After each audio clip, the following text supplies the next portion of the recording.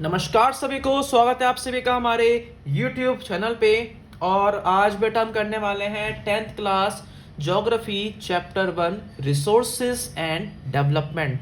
तो बेटा चलिए हम लोग करते हैं स्टार्ट। सबसे पहले बेटा हम लोग जानते हैं कि रिसोर्सेज का मतलब क्या होता है, रिसोर्सेज होते क्या हैं। तो अगर बेटा मैं आपको बताऊं शॉर्ट में, तो पर्यावरण से जो चीज़ें, जो प्राकृतिक संसाधन हमको मिल रहे हैं, जो हमारी ज़रूरतों को पूरा कर रहे हैं, उनको हम लोग रिसोर्सेज कहते हैं। ठीक है, अगर इसको हम लोग पढ़ते हैं बेटा एक डेफिनेशन के रूप में, तो it's very very simple, like everything available in the environment which can be use to satisfy our needs. हमारी ज़रूरतों को पूरा करने के लिए जब हम लोग पर्यावरण से कुछ चीज़ ले रहे हैं, तो उसे क्या बोलते हैं बेटा, उसे हम लोग रिसोर्सेज कहते हैं। लेकिन वो जो चीज़ होती है बेटा, वो आपके technologically, it should be technologically accessible, economically feasible and culturally acceptable. यानी कि बेटा उस चीज़ को यूज़ करने का कोई टेक्नोलॉजी भी हो, उसको इस्तेमाल करने की, उसको निकालने के लिए हमारे पास में एक सही टेक्नोलॉजी होनी चाहिए, हमारे पास में उतना पैसा होना चाहिए कि वो हमारे लिए इकोनॉमिकली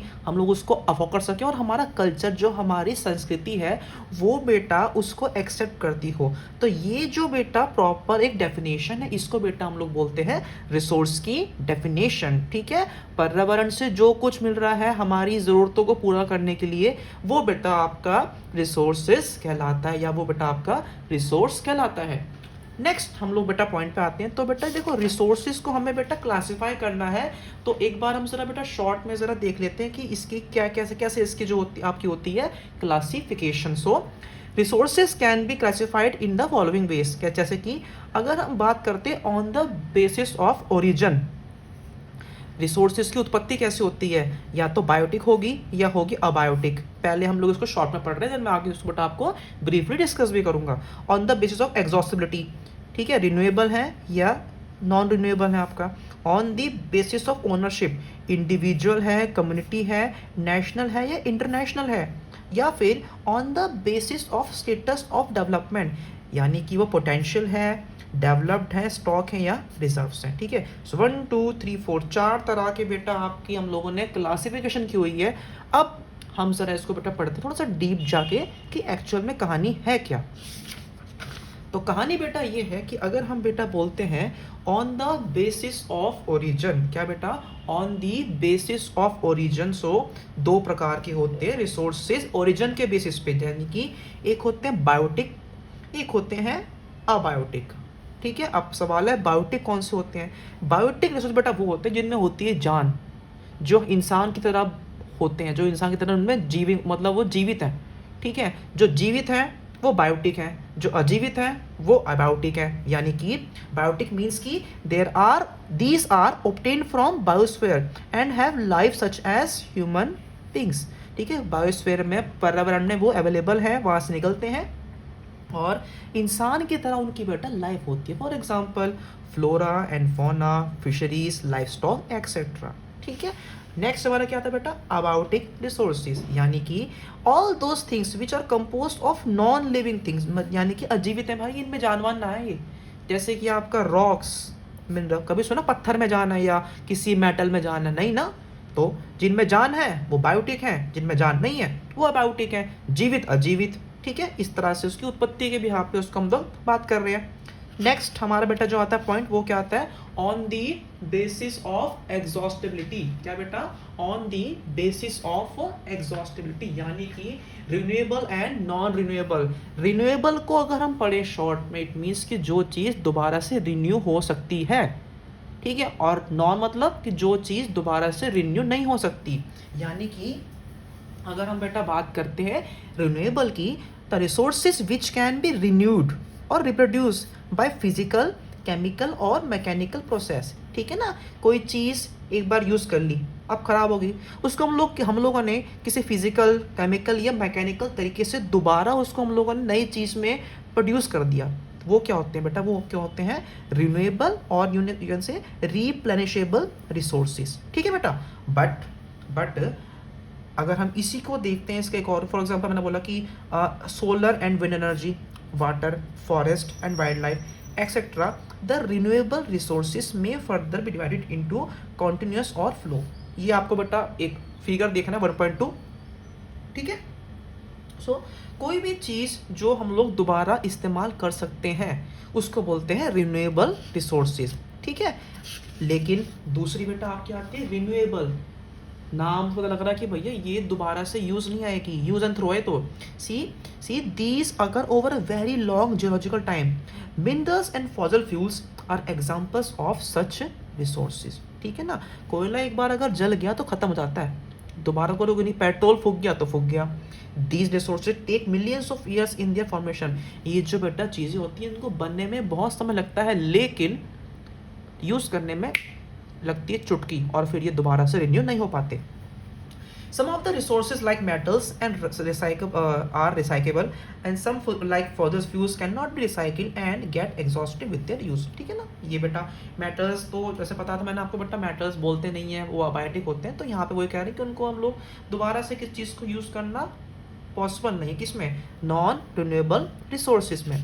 नेक्स्ट बेटा हमारे आते हैं on the basis of ownership, यानी कि पहला बेटा आपका आता है इंडिविजुअल, यानी कि किसी पर्सनल व्यक्ति की बात हो रही है, किसी पर्टिकुलर बंदे की बात हो रही है। So these are also owned privately by individual, जब किसी चीज़ को, किसी पर्यावरण में किसी वस्तु को जो प्रकृति से मिली है उस पर जब किसी इंडिविजुअल का हक होता है उसको बोलते हैं individual resources. Many farmers own land which is allotted to them by government against the payment of revenue, ठीक है।